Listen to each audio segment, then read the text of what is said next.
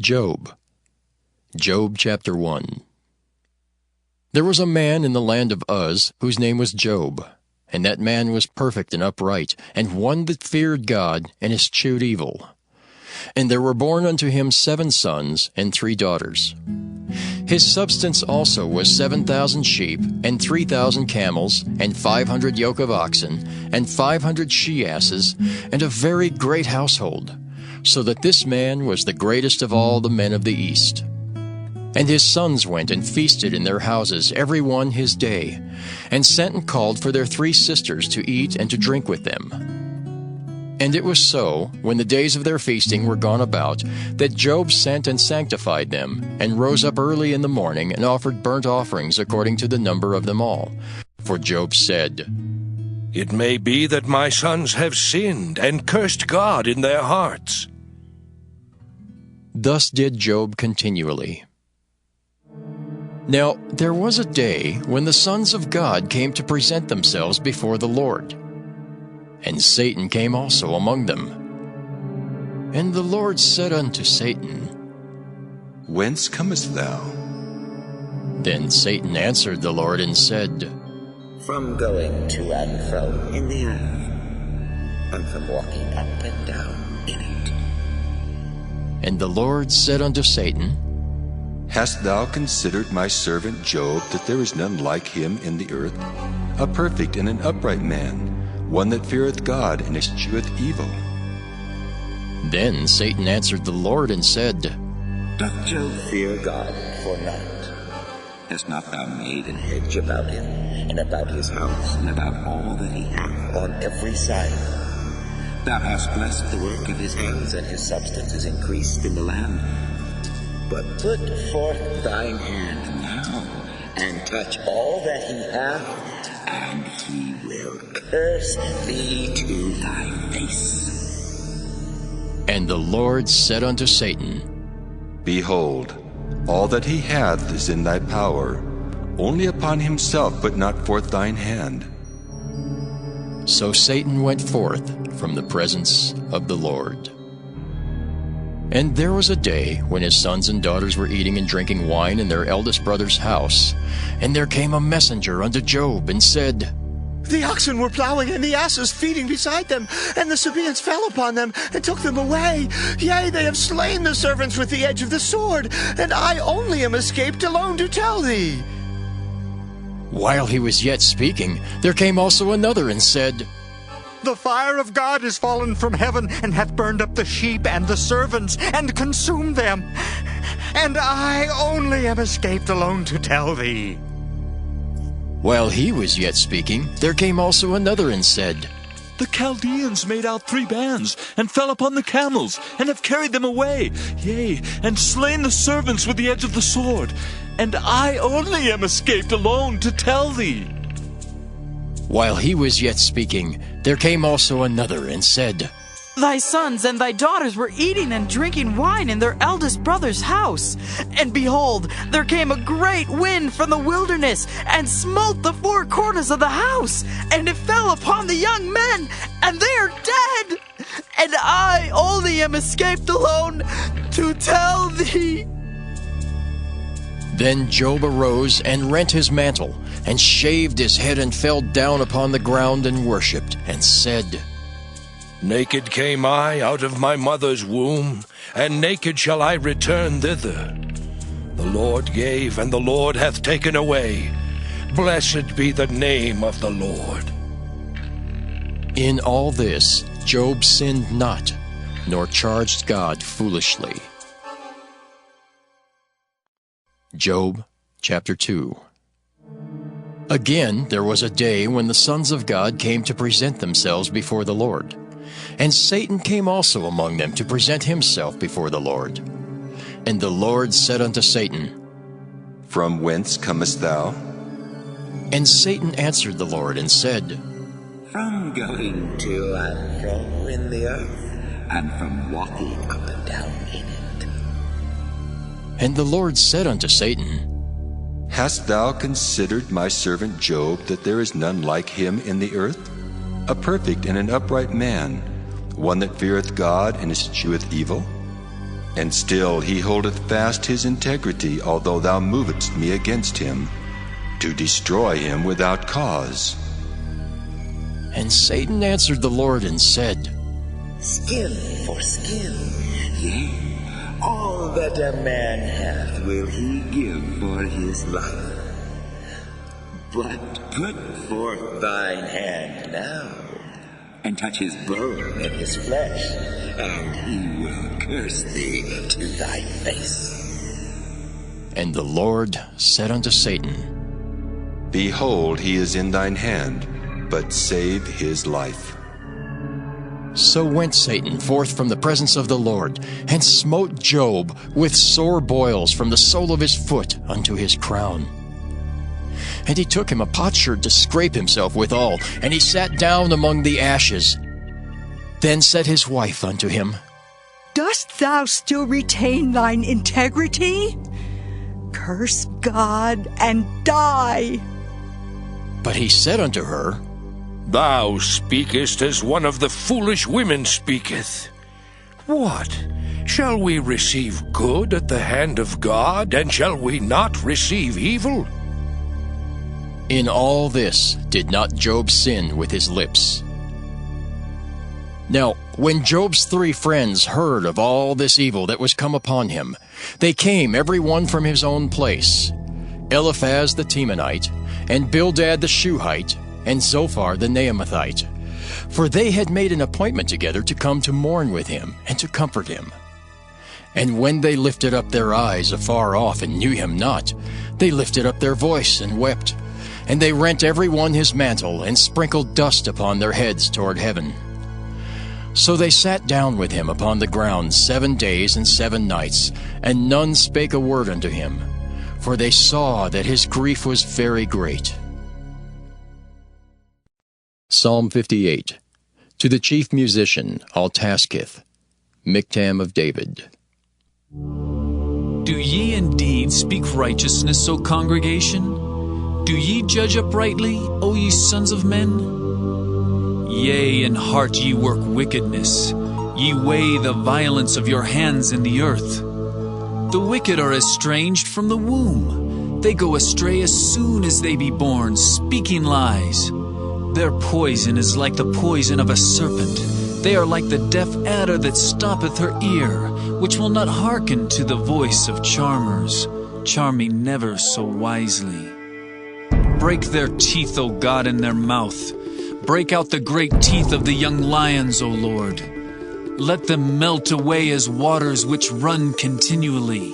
When he bendeth his bow to shoot his arrows, let them be as cut in pieces. As a snail which melteth, let every one of them pass away. Like the untimely birth of a woman, that they may not see the sun. Before your pots can feel the thorns, he shall take them away as with a whirlwind, both living and in his wrath. The righteous shall rejoice when he seeth the vengeance. He shall wash his feet in the blood of the wicked, so that a man shall say, Verily, there is a reward for the righteous. Verily, he is a God that judgeth in the earth. Proverbs chapter 11. A false balance is abomination to the Lord, but a just weight is his delight. When pride cometh, then cometh shame, but with the lowly is wisdom. The integrity of the upright shall guide them, but the perverseness of transgressors shall destroy them. Riches profit not in the day of wrath, but righteousness delivereth from death. The righteousness of the perfect shall direct his way, but the wicked shall fall by his own wickedness. The righteousness of the upright shall deliver them, but transgressors shall be taken in their own naughtiness. When a wicked man dieth, his expectation shall perish, and the hope of unjust men perisheth. The righteous is delivered out of trouble, and the wicked cometh in his stead. An hypocrite with his mouth destroyeth his neighbor, but through knowledge shall the just be delivered. When it goeth well with the righteous, the city rejoiceth. And when the wicked perish, there is shouting. By the blessing of the upright, the city is exalted. But it is overthrown by the mouth of the wicked. He that is void of wisdom despiseth his neighbor. But a man of understanding holdeth his peace. A talebearer revealeth secrets. But he that is of a faithful spirit concealeth the matter. Where no counsel is, the people fall. But in the multitude of counselors there is safety. He that is surety for a stranger shall smart for it. And he that hateth suretyship is sure. A gracious woman retaineth honor, and strong men retain riches. The merciful man doeth good to his own soul. But he that is cruel troubleth his own flesh. The wicked worketh a deceitful work. But to him that soweth righteousness shall be a sure reward. As righteousness tendeth to life, so he that pursueth evil pursueth it to his own death. They that are of a froward heart are abomination to the Lord. But such as are upright in their way are his delight. Though hand join in hand, the wicked shall not be unpunished. But the seed of the righteous shall be delivered.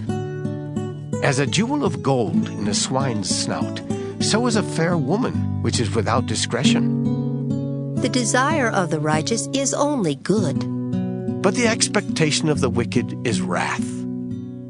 There is that scattereth, and yet increaseth. And there is that withholdeth more than is meet, but it tendeth to poverty. The liberal soul shall be made fat, and he that watereth shall be watered also himself. He that withholdeth corn, the people shall curse him. But blessing shall be upon the head of him that selleth it. He that diligently seeketh good procureth favor. But he that seeketh mischief, it shall come unto him. He that trusteth in his riches shall fall. But the righteous shall flourish as a branch. He that troubleth his own house shall inherit the wind, and the fool shall be servant to the wise of heart. The fruit of the righteous is a tree of life, and he that winneth souls is wise. Behold, the righteous shall be recompensed in the earth, much more the wicked and the sinner. Mark 5. Then they came to the other side of the sea, to the country of the Gadarenes. And when he had come out of the boat, immediately there met him out of the tombs a man with an unclean spirit, who had his dwelling among the tombs, and no one could bind him, not even with chains, because he had often been bound with shackles and chains, and the chains had been pulled apart by him, and the shackles broken in pieces, neither could anyone tame him. And always, night and day, he was in the mountains and in the tombs, crying out and cutting himself with stones. But when he saw Jesus from afar, he ran and worshipped him. And he cried out with a loud voice and said, What have I to do with you, Jesus, Son of the Most High God? I implore you by God that you do not torment me. For he said to him, Come out of the man, unclean spirit. Then he asked him, What is your name? And he answered, saying, My name is Legion, for we are many. And he begged him earnestly that he would not send them out of the country. Now a large herd of swine was feeding there near the mountains, and all the demons begged him, saying, Send us to the swine, that we may enter them. And at once Jesus gave them permission. Then the unclean spirits went out and entered the swine. There were about 2,000. And the herd ran violently down the steep place into the sea and drowned in the sea. Now those who fed the swine fled, and they told it in the city and in the country, and they went out to see what it was that had happened. Then they came to Jesus and saw the one who had been demon-possessed, and had the legion, sitting and clothed and in his right mind, and they were afraid. And those who saw it told them how it happened to him who had been demon-possessed, and about the swine. Then they began to plead with him to depart from their region. And when he got into the boat, he who had been demon-possessed begged him that he might be with him. However, Jesus did not permit him, but said to him, Go home to your friends, and tell them what great things the Lord has done for you, and how he has had compassion on you. And he departed and began to proclaim in Decapolis all that Jesus had done for him, and all marveled. Now when Jesus had crossed over again by boat to the other side, a great multitude gathered to him, and he was by the sea. And behold, one of the rulers of the synagogue came, Jairus by name. And when he saw him, he fell at his feet, and begged him earnestly, saying, My little daughter lies at the point of death. Come and lay your hands on her, that she may be healed, and she will live. So Jesus went with him, and a great multitude followed him and thronged him. Now a certain woman had a flow of blood for 12 years, and had suffered many things from many physicians. She had spent all that she had, and was no better, but rather grew worse. When she heard about Jesus, she came behind him in the crowd and touched his garment. For she said, If only I may touch his clothes, I shall be made well. Immediately the fountain of her blood was dried up, and she felt in her body that she was healed of the affliction. And Jesus, immediately knowing in himself that power had gone out of him, turned around in the crowd and said, Who touched my clothes?